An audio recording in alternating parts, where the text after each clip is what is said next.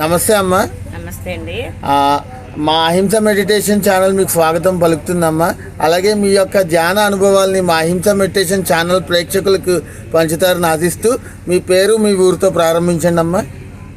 అది పాకిరేపేటండి. పైకి పెట్టుకోండి. మాది పాకిరేపేటండి. దుడ్డుపట్ల నాగమణి అండి. ఓకే అండి. మేము 20లోకి వచ్చామండి. 2020లో వచ్చామండి జ్ఞానంలోకి. మేమందరం శాకాహారమేనండి. లెగిసి ముందు పడుకునే ముందు గంటన్నర చేసుకుంటామండి. గంట 2 గంటలు చేసుకుంటామండి ధ్యానం. అప్పటి మెడిటేషన్ చేసుకుంటాం. అనుభవాలు గట్రా రావండి. ఏం మామూలుగానే ఉందండి అప్పుడు ఇప్పటికి. ఓకే మేడం, మీరు ధ్యానంలో రాకముందు మీరు ఎలా ఉండేవారు? ధ్యానంలోకి వచ్చాక ఎలా వచ్చారు?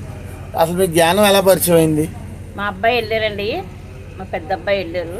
వెళ్ళి మమ్మల్ని అందరినీ శాకాహారం చేశారండి. ధ్యానం చేశారు. రోజుకి ఎంతసేపు కూర్చుంటారమ్మా ధ్యానం? గంట 2 గంటలు కూర్చుంటామండి. ఓకే. మీరు ఇంట్లో కూర్చొని చేసే ధ్యానానికి ఇలా పిరమిడ్లోకి వచ్చి చేసే ధ్యానానికి ఏమైనా తేడా తెలుసుకున్నారా అమ్మా? తెలుస్తుందండి. చెప్పండి అమ్మా, ఏం తేడా తెలుస్తుందో? మోకాళ్ళు ఎప్పుడండి కొద్దిగా ఇలాంటి వస్తే ఏమవుతుందండి, ఇంటికాడ ఇబ్బందిగా అయిపోతుంది.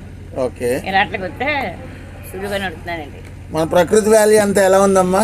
చాలా బాగుందండి.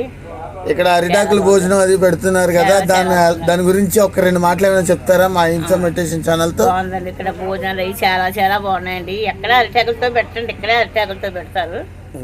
ఈ ప్రవేశం, ఈ గాలు, ఇవన్నీ చాలా చాలా బాగున్నాయండి.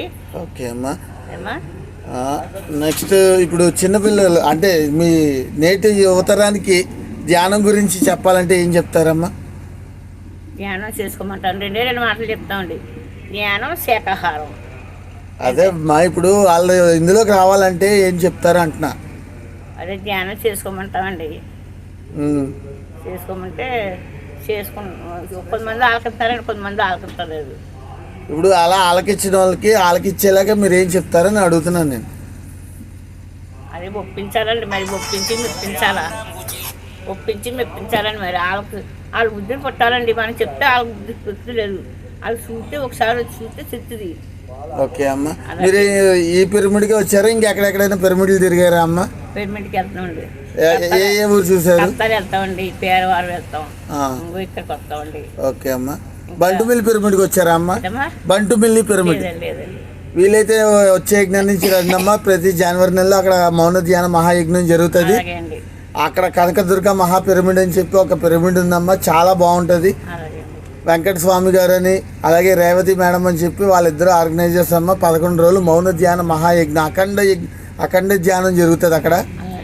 తప్పకుండా రండి. నెక్స్ట్, ఎక్కడైనా శాకాహార ర్యాలీలో పాల్గొన్నారా? ఎన్ని ర్యాలీల్లో పాల్గొన్నారు? ఊరు పేర్లు వద్దాం. మామూలుగా ఎన్ని పాల్గొన్నారు చెప్పండి సార్? 3 ఓకే. ఓకే అమ్మా, మొత్తానికి శాకాహార ర్యాలీలో పాల్గొన్నప్పుడు మీకు బాగా అనుభవం అనిపించే ర్యాలీ ఏంటమ్మా? ఆ 3 ర్యాలీల్లో ఏ ర్యాలీ బాగా గుర్తుండిపోతుంది? ర్యాలీ చేసినందుకు నాకు ఆనందంగా ఉంది అని అనిపించిన ర్యాలీ ఏదమ్మా? ఓకే అమ్మా. ఓకే. ర్యాలీ చేసేవండి. సరే అమ్మా. నెక్స్ట్, అంతా బాగుందమ్మా.